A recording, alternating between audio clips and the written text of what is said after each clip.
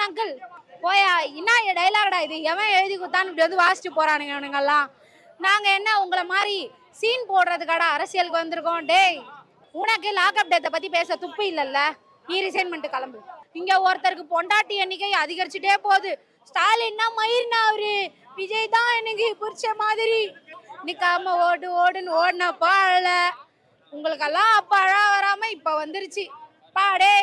நடிகண்டா நடிகண்டா dash உனக்கு தான்டா நான் சேலஞ்சு விடுறேன்டா. டிவி கேல ஒருத்தனை அரசியல் பேச சொல்றா, உங்க கூட்டத்துல வர ஒரு தற்கொலை அரசியல் பேச சொல்லி வீடியோ போடுங்கடா.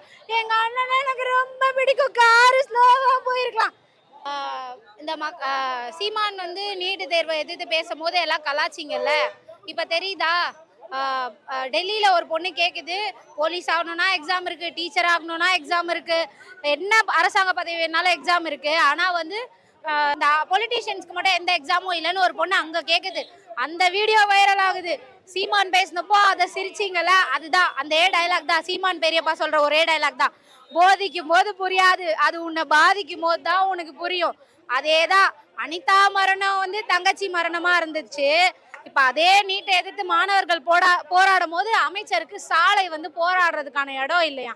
அப்போ லாக்அப் டேத்தை பத்தி பேசுறதுக்கு உங்க அண்ணன் சிஎம்மா இல்லாத போது எதுக்கு ரோட்ல இறங்கி போராடினாப்ல? அவர் வீட்டுக்குள்ளேயே கட்சிக்காரங்களெல்லாம் கூப்பிட்டு வச்சு போராடி இருக்கலாம்ல. நீங்க மட்டும் ரோட்ல இறங்கி போராடுவீங்க, மாணவர்கள் கேட்டா மட்டும் கைது பண்ணுவீங்களா? சார் பயம் இருக்குன்னு ஒத்துக்கோங்க சார், எங்களுக்கு பயமா இருக்கு, நாங்க பிஜேபியை எதிர்க்க மாட்டோம். எப்போ அந்த ரைடு வந்துச்சோ டெல்லிக்கு போயிட்டு வந்தோமோ அன்னையில இருந்து பிஜேபின்ற வார்த்தையே எங்க வாயில வரல.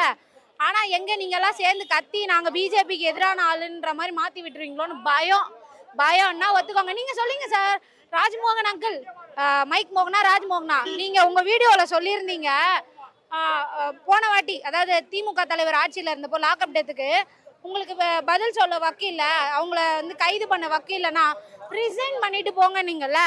உங்க கூட்டத்தை கேட்குறேன், உங்களுக்கும் அந்த தகுதி இல்லைல்ல. 2 லாக்அப் டெத்து, ஆனா செகண்ட் டைம் படம் பார்க்க போயிருக்காப்ல. இதான் தேவையில்ல, இதான் மாற்றம்ல, குட் மாற்றம். நான் என்னன்றேன், படம் பார்த்துட்டே சுத்துங்க, ரிசைன் பண்ணிட்டு போங்க. நீங்க கேட்ட கேள்வியை திருப்பி கேட்குறேன், உனக்கு லாக்அப் டெத்தை பத்தி பேச துப்பு இல்லைல்ல, நீ ரிசைன் பண்ணிட்டு கிளம்பு. யார் வராங்களோ அவங்கள கேட்டுக்கிறோம் நாங்க. நாம் தமிழர் கட்சி அழிஞ்சிட்டு இருக்கு, இவர் தான் பார்த்தாப்ல. யோ போயா என்ன டைலாக்டா இது எவன் எழுதி கொடுத்தான்னு இப்படி வந்து வாசிச்சு போறானுங்க அவனுங்கெல்லாம். நாங்க என்ன உங்களை மாதிரி சீன் போடுறதுக்காடா அரசியலுக்கு வந்திருக்கோம்? டேய் ஓ இந்த பண்ணிங்க கிட்ட போய் சீமானை பத்தி கேட்டா எப்படி தெரியும்? வந்து கத்துக்கங்கடா. ஒரு போராட்டத்துக்கு வந்து நாங்க நான் சேலஞ்சு விடுறேன்டா. டிவி கேல ஒருத்தனை அரசியல் பேச சொல்றா, உங்க கூட்டத்துல வர ஒரு தற்கொலை அரசியல் பேச சொல்லி வீடியோ போடுங்கடா. எங்க அண்ணனை எனக்கு ரொம்ப பிடிக்கும், காரு ஸ்லோவா போயிருக்கலாம். இதுங்களெல்லாம் வந்து அரசியல் படுத்த போற நீ. செம்மையா இருக்கு உங்க கட்சியா, செம்மையா இருக்கு உங்க தொண்டர்கள், அதை விட மாசு. என்னென்னவோ ஐயோ சீமானின் பிள்ளைகள் வளர்றது உங்களுக்கு இவ்வளவு கஷ்டமா இருக்கு. இங்க ஒருத்தருக்கு பொண்டாட்டி எண்ணிக்கை அதிகரிச்சுட்டே போகுது. ஸ்டாலின்னா மயிர்னா அவரு, விஜய் தான் எனக்கு புரிச்ச மாதிரி. இங்க ஒருத்தருக்கு பொண்டாட்டி எண்ணிக்கை அதிகரிச்சுட்டே போகுது. ஸ்டாலின்னா மயிர்னா அவரு, விஜய் தான் எனக்கு புரிச்ச மாதிரி. தேர்து நான் வளர்த்துக்கிறாருன்னு இப்ப தெரியுது.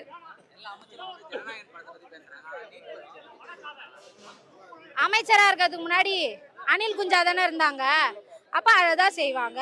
அவங்களுக்கு அரசியல் தெரிஞ்சிருந்தா போய் மக்கள் செத்தப்போ அந்த அமோனியா வாயு கசிவு நடந்தப்போ அழல, அங்க பெரியபாளையத்துல ஒரு குழந்தை இறந்தப்போ அழல, கரூர்ல 41 பேர் இறந்தப்போ எப்படி நிக்காம ஓடு ஓடுன்னு ஓடினப்போ அழல. உங்களுக்கெல்லாம் அப்ப அழ வராம இப்ப வந்துருச்சு பாடே. நடிகண்டா டேஷ் உனக்கு தான்டா